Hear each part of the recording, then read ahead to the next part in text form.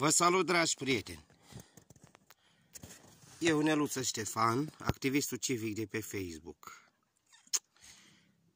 Vreau să-l salut și pe domnul Marian Ceaușescu, de la București, care e un băiat extraordinar.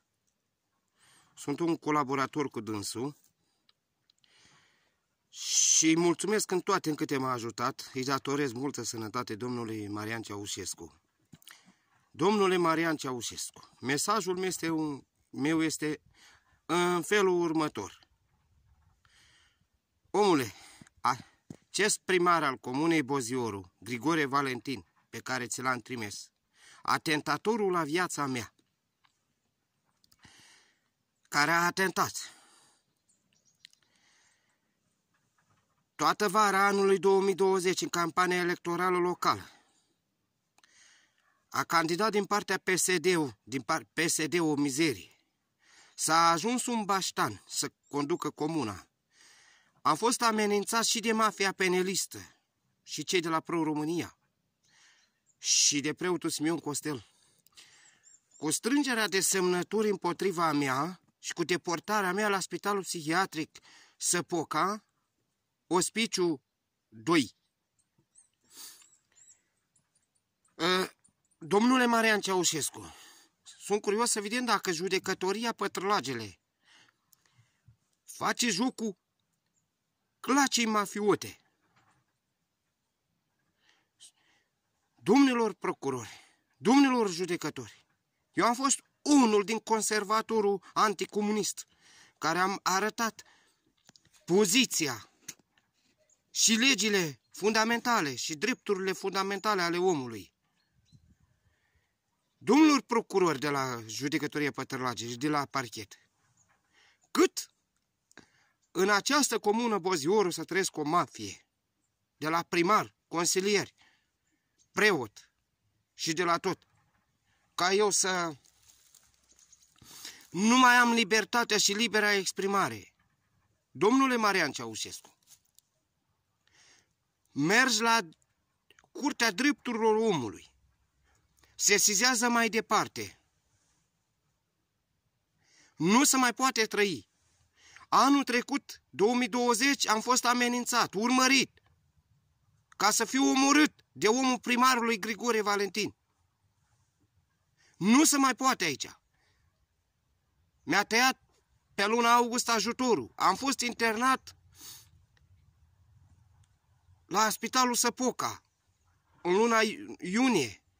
Dar să știți că am venit teafăr de acolo, nu că nu m-au băgat la persoanele cu deficiențe psihice, au avut grijă de mine, m-au tratat, acum trebuie să merg la control. Domnule Marian Ceaușescu, mi s-a încălcat drepturile la sănătate, libera exprimare, amenințat cu moartea de primarul Grigore Valentin, fabricator de dosare penale.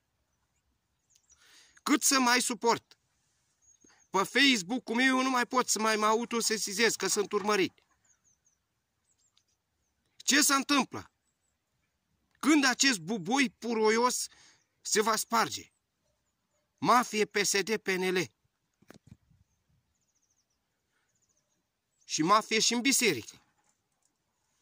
Mafie condusă de preotul Simion Costel.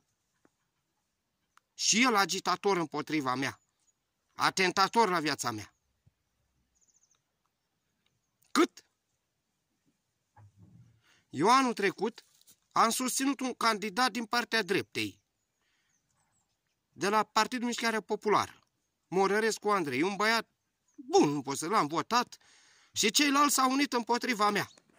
Cu strângerea de semnături, fără acordul familiei, fără acordul drepturilor fundamentale ale omului și ducerea mea forțată la Spitalul Săpoca. M-am fost bolnav din cauza acestor mafioți.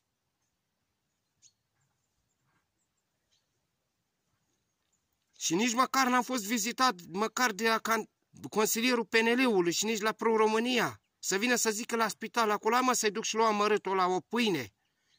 Stă săracul în spital. Nimica. Mi-au vrut numai rău. A trebuit să mă bat eu cu Grigore Valentin și să mă îmbolnăvesc să fiu amenințat. Domnule Marian Ceaușescu, cât această boală mafie și religioasă și politică. Te rog, ajută-mă, frate. Eu îi vreau pe ăștia la pușcărie pe toți. Mafie, PNL, PSD. Eu nu mai pot pe pagina mea de Facebook să mai expir. Asta scuzați, să exprim libertățile mele de exprimare, drepturile fundamentale. Cât să mai trăiesc în halul ăsta? Domnilor de la Judecătoria Pătărlagele, domnule judecător, domnilor avocați, Florin Caloian, domnule Pietricianu, toate adevărurile vor ieși la iveală. Pentru ce am pățit toată vara anului 2020. Cum au alergat ca niște lupi împotriva mea, toți. Simeon Costel, preot paroh, Grigore Valentin și ceilalți de la alte PNL, Pro-România, nu se mai poate trăi. Au vrut să termine cu mine. Eu am fost singurul om anticomunist. Am fost deghizat și în comunist, ca să pot să-i prind pe șmecheri, și în naționalist, și în liberal, și în toate am fost deghizat să vedem, mă, cât să vedem conștiința omenească. Dar n-ai ce să faci, frate, aici în Comuna Boziuru se fabrică dosare penale, te condamnă dacă zici PSD o mizerie sau PNL o mizerie. Nu, domnule Marian Ceaușescu, trebuie să ne deșteptăm să terminăm cu mafia de aici. PNL-istă, PSD-istă, haimanistă. Da, sunt drepturile mele la viață, la libertate, la organizare și asta mai departe.